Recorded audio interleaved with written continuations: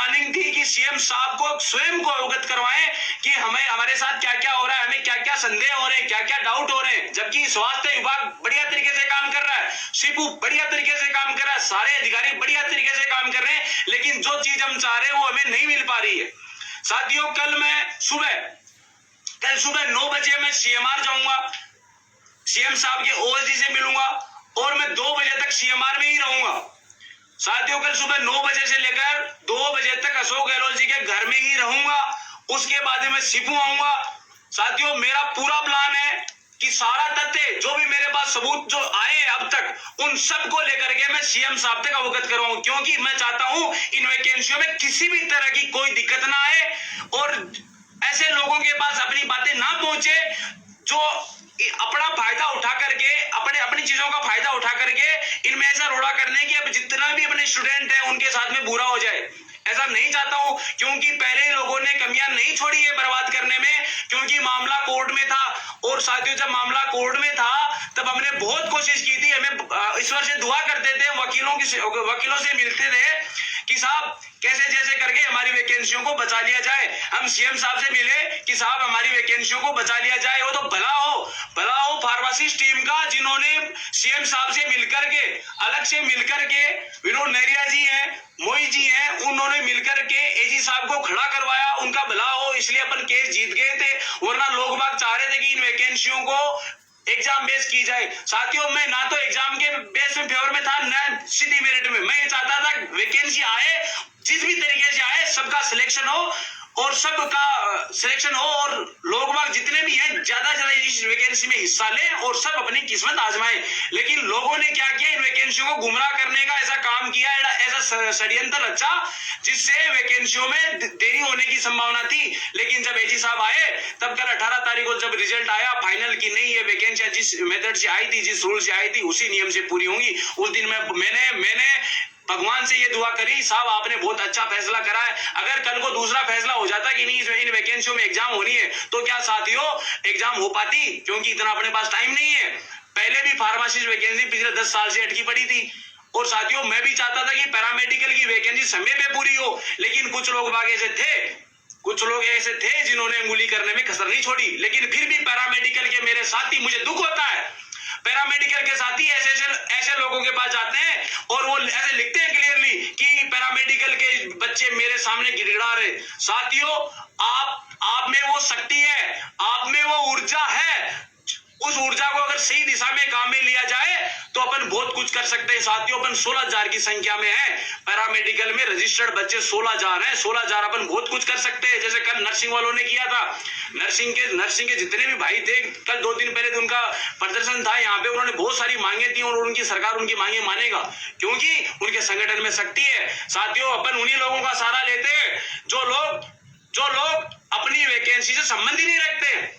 साथियों, मैं इन वैकेंसियों का हिस्सा हूं। मैं जानता हूं अगर दूसरी लिस्ट आएगी, ज्यादा फर्जी लोगों को बाहर करेंगे, तभी अनुराग नेहरा का इस वैकेंसी में सिलेक्शन होगा, वरना अनुराग नेहरा का सिलेक्शन नहीं होगा। और मैं यही चाहता हूं कि आपका सिलेक्शन हो, जो वंचित रह गए उन सभी का सिलेक्शन हो, क्योंकि मुझे पता है कि आपने 3-3, 4-4, 5-5 साल से डिप्लोमा क्लियर किया था। इसलिए मैं आपका जो समय था उसको बर्बाद होते हुए नहीं देखना चाहता। मैं ये चाहता हूं आपका सिलेक्शन हो, मैं ये चाहता हूं मेरा भी सिलेक्शन हो। मैं चाहता हूं उस गरीब परिवार का जो भाई दूर दूर से आता है, कभी वो उदयपुर से आता है, कभी वो जोधपुर से आता है, कभी कोटा से, कभी भरतपुर से, हर जगह की टीम हर बार आती है। जब आती है वो रिजल्ट लेकर के भी जाती है। लेकिन अब मैं चाहता हूं आपकी जो ऊर्जा है, जैसे सीएम साहब से मिलने का समय मिले, आप सबसे मेरा निवेदन रहेगा, आपसे रिक्वेस्ट रहेगी कि आप सब लोग उस दिन आए और सीएम साहब के सामने बैठकर सीएम साहब को अवगत कराएं कि साहब हमारी वैकेंसी समय पे पूरी करवा दो और हमें ज्वाइनिंग जल्दी जल्दी दे दो। और जो फर्जी लोग हैं, फर्जी का मतलब जिनके पास में सर्टिफिकेट ही नहीं है, रजिस्ट्रेशन भी नहीं है, सेकेंड ईयर में फेल है, जिन्होंने बाहर से प्राइवेट कॉलेजों का एक्सपीरियंस लगा दिया है और प्राइवेट हॉस्पिटल का एक्सपीरियंस लगा दिया है, उन लोगों को सबको मुझे पता है, मुझे विश्वास है सीपू पे कि वो सबको बाहर कर रही है। लेकिन जब बाहर के लोगों के द्वारा माहौल बना दिया जाता है कि ये हो गया गया, फर्जीवाड़ा हो गया। साथियों, फर्जीवाड़ा जो भी है वो सारा का सारा बाहर निकलेगा। और मैं तो आप सबसे कहता हूं, किसी के चक्कर में ना आए। अगर आपको किसी पे संदेह होता है कि ये आदमी डाउट में है, इसके पास में इसने कुछ कैसे जुगाड़ करके के कोई एक्सपीरियंस बनाया, ये करा है, साथियों मेरे पास में भी ऐसी बातें आती हैं कि फलाने आदमी ने जुगाड़ करके बना दिया। साथियों, उनको मैं नहीं छोड़ूंगा, उनको मैं नहीं छोड़ूंगा। चाहे मेरा पैसा लगे, चाहे मुझे कोर्ट का सहारा लेना पड़े, चाहे मुझे सरकार के सामने गिड़गिड़ाना पड़े, उन लोगों को मैं नहीं छोड़ूंगा। पहले ही भी कहा है मैंने कि इन वैकेंसियों में लीगल आदमी लगेगा, जो आदमी पढ़ा है, मेहनत करी है। पैसा नौकरी नहीं लगेगा। कुछ लोग क्या करते हैं, पैसों के लिए अपना सब कुछ बेच देते हैं कि नहीं पैसा आ रहा है, ये कर दो वो कर दो। लेकिन अनुराग मेहरा अपने आपके स्वाभिमान के साथ कभी समझौता नहीं करेगा। पहले भी मैंने कहा है कि साथियों, मैं आप सबके साथ में हूं। जो गरीब किसान का बेटा है, जो खेत में काम करना जानता है, जो अपने माता पिता की सेवा करता है, जो ये सोचता है कि सुबह मैं शहर जाऊंगा और शहर से ये लेकर के आऊंगा, समय पर सारी चीजें मिल नहीं पाती है घर में, उन्हीं परिवारों में से मैं एक हूं। इसलिए साथियों, ऐसी चीजों से दूर रहना है। जो लोग सिर्फ और सिर्फ आपके हित की बात करेंगे, वो आपके हित की बात करेंगे, लेकिन उनके दिमाग में क्या है, पहले क्या था, वो आपके वो मेरे समझ से बाहर रहेगा। तो मैं ये चाहूंगा कि जो इन वैकेंसियों में जो हिस्सा है, उनका आप साथ दें, उनके साथ खड़े रहें। और तन से साथ में खड़ा रहना, मन से साथ में खड़ा रहना। धन मेरे को नहीं चाहिए। पहले भी मैंने कहा कि धन अपन को नहीं चाहिए। और जो धन मांगे आपसे, उनको बाइकआउट करें। अगर आपसे कोई पैसा मांग रहा है इन वैकेंसियों के नाम पे, तो उनको आप बिल्कुल उनको किनारे कर दें। और सरकार से क्या होता है, जब सरकार आपके जब सर गिनती है, चेहरे गिनती है, तब सरकार यही चाहती है कि हमारा जो कोई आदमी है, उसको किसी भी तरह की तकलीफ ना हो। सरकार चाहती है आप हमसे मांगो और हम आपको देंगे।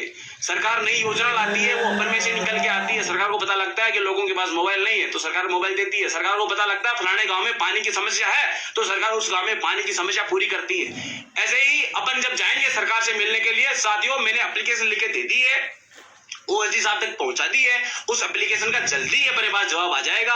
उस दिन मैं आप सबको बुलाऊंगा, आप सभी को आना है और अपन शांतिपूर्वक तरीके से अशोक गहलोत जी से मिलेंगे। बाकी इधर उधर अपन करने से कोई फायदा नहीं है, क्योंकि विभाग ने स्वयं ने कह दिया है कि ऐसे लोग जिन्होंने बाहर से कुछ डिग्री वगैरह लाए हैं, जो इस वैकेंसी में शामिल होंगे, उनकी हम क्रॉस चेकिंग करवाएंगे और जिन पे ज्यादा संदेह होगा उनका हम रिजल्ट रोक लेंगे। और जो जिन पे हमें डाउट है, जिनके पास रजिस्ट्रेशन नहीं है, जिनके पास में कोई एक्सपीरियंस नहीं है, फिर भी वैकेंसी का शामिल हो गया, उन लोगों को हम बाहर कर देंगे। जल्दी प्रोविजनल लिस्ट आ जाएगी, जल्दी फाइनल लिस्ट आ जाएगी। अगला महीना अपन सबके लिए बहुत इंपॉर्टेंट है। कल एलटी के वेरिफिकेशन स्टार्ट है, उसके बाद में एएनएम का होगा, उसके बाद नर्सिंग ऑफिसर का होगा। जो सरकार चाहती है कि 12 या 13 तारीख से पहले सभी वैकेंसियों के वेरिफिकेशन करवा दे। उसके बाद में फटाक से सारी लिस्टें आनी स्टार्ट हो जाएंगी प्रोविजनल, जिनमें 2 या 3 दिन का टाइम मिलेगा कि किसी के अगर डॉक्यूमेंट्स पूरे नहीं है तो वो डॉक्यूमेंट्स आपसे मांगे जाएंगे और उसके बाद में फाइनल रिजल्ट आ जाएगा। रही बात, अगर मेरे कुछ भाई बहन कहते हैं कि दूसरी लिस्ट आएगी कि नहीं आएगी, साथियों दूसरी लिस्ट आने के चांस तब बनते हैं जब जैसे एआरजी में 1168 या 67 पोस्ट है, उनमें अगर वैलिड लोग विभाग को 900 लोग मिलते हैं या 800 मिलते हैं, 1000 भी मिलते हैं, यानी एक भी वैलिड लोग अगर नहीं मिल पाता है तो भी उनके लिए दोबारा से लिस्ट निकलेगी। यानी जितनी सीटें हैं उतने कैंडिडेट वैलिड नहीं मिलेंगे, तब दूसरी लिस्ट निकलेगी और वो लिस्ट अपन निकलवाएंगे। अपन सब मिल करके सरकार से रिक्वेस्ट करके निकलवाएंगे। जॉइंट सेक्रेटरी साहब चाहते हैं कि आपको किसी भी तरह की डरने की जरूरत नहीं है। अगर कोई बाहर का है, उनका हम कमेटी बना करके उनका रिजल्ट रोक देंगे। ये जॉइंट सेक्रेटरी साहब कहते हैं, ऐसे ही मैडम कहती हैं। मैडम से उनसे हमारी मीटिंग हुई थी, उनमें हमने सारे तथ्य दिए।